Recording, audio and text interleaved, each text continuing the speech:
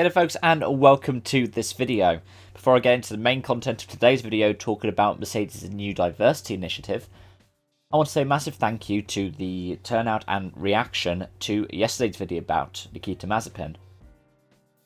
To see the kind of coverage it's gotten has been overwhelming. I didn't expect anything like that to happen at all, but the thing that's been bigger for me has been the response to it. It's overwhelmingly positive, as in needed to call out Mazepin, F1 needed to be better and do better, Haas needed to be better and do better.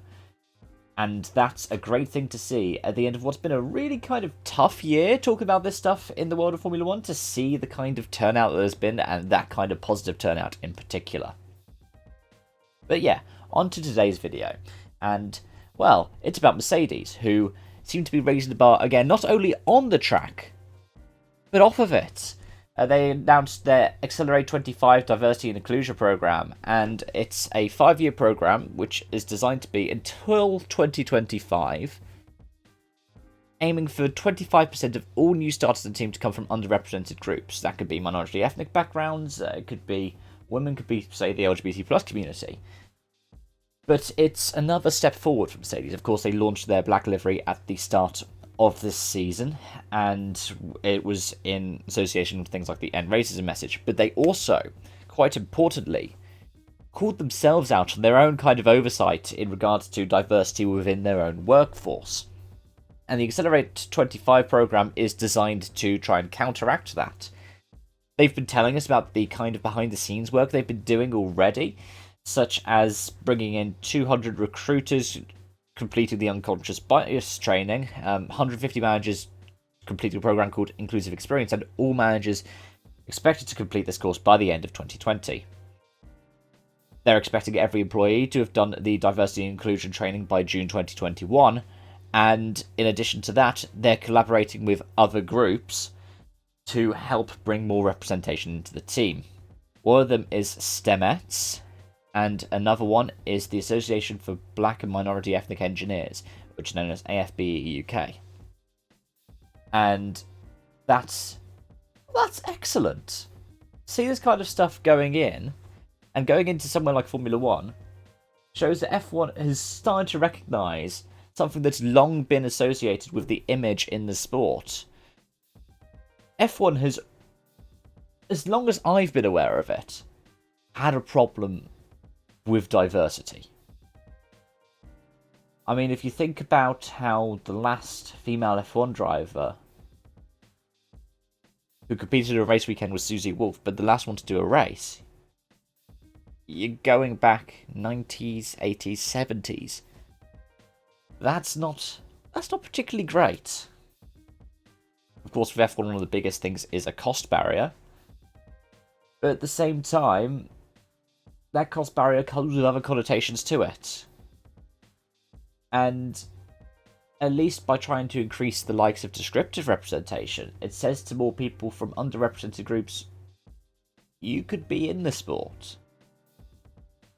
I mean, you could just see the impact that having a sports person like Lewis Hamilton has done for Formula 1.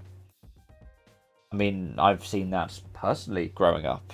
The amount of people I know from minority ethnic backgrounds who said, oh, I've been a massive Lewis Hamilton fan and I want to work at F1. It's a really positive thing to see.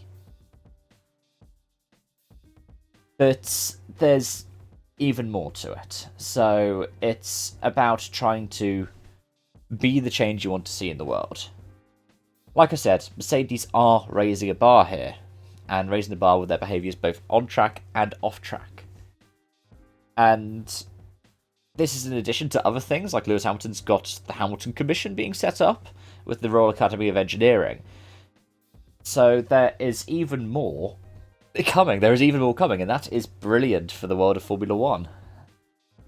Toto Wolff's quoted saying, "Our legacy off the track is just as important to this team as the success we have achieved with our historic 7th consecutive World Championship."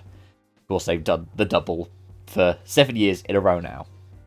There are also comments from Lewis Hamilton saying, "It was been a really tough year for everyone. I'm incredibly proud of my team as we reach the end of such an intense season. Not only have we made history on the track, but they have joined me in pushing for change off the track by working to make our team and sport more diverse.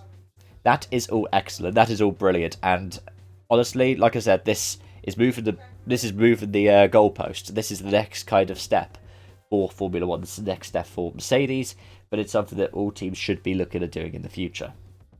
That said, this is not the end in and of itself. This is purely a means to the end.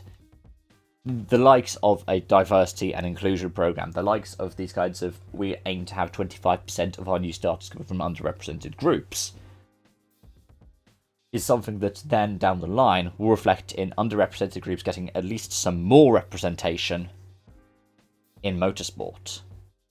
Because there is the problem that motorsport has representation issues. And that is because of the way it has historically been. It has historically been quite upper class or upper middle class. It has historically been, by extension, very cis-het white man. So there are always going to be these kinds of problems. At least, unless there are going to be any kind of radical overhauls that just completely eliminate it, which, disappointingly, is a bit of a pipe dream. There are always going to be these kinds of obstacles. The best thing to do is figure out how best to overcome it, and then, in addition to that, how to be better and do better. And as F1 has still not finalised what Re-Racers 1 means, and they're lagging behind on doing any kind of action that says that they actually do, Mercedes are actually sort of picking up the torch here and saying, we'll lead the way. Both on track and off of it. And that's that for this video. Thank you so much for watching, and I hope to see you around.